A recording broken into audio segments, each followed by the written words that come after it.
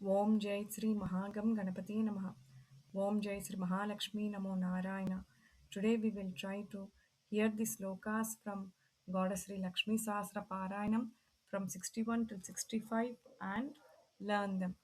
The text of these slokas are given in the description below. ఇవాళ మనము శ్రీ లక్ష్మీ సహస్ర పారాయణంలోని 61 నుండి 65 శ్లోకముల వరకు విని నేర్చుకుందాము. ఈ శ్లోకముల యొక్క టెక్స్ట్ కింద డిస్క్రిప్షన్ భాగంలో ఇవ్వబడినది.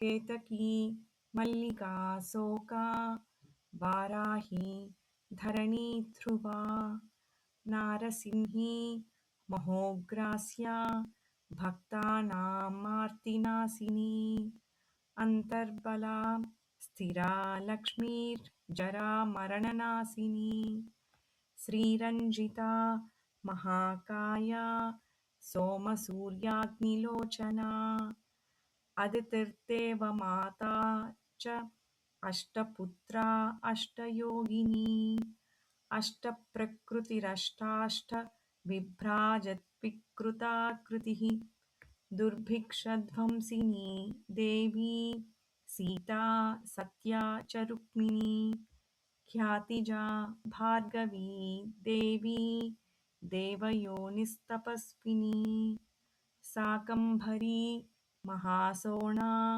గరుడోపరి సంస్థితా సింహగా వ్యాఘ్రగా దేవీ వాయుగా చ మహాద్రిగా.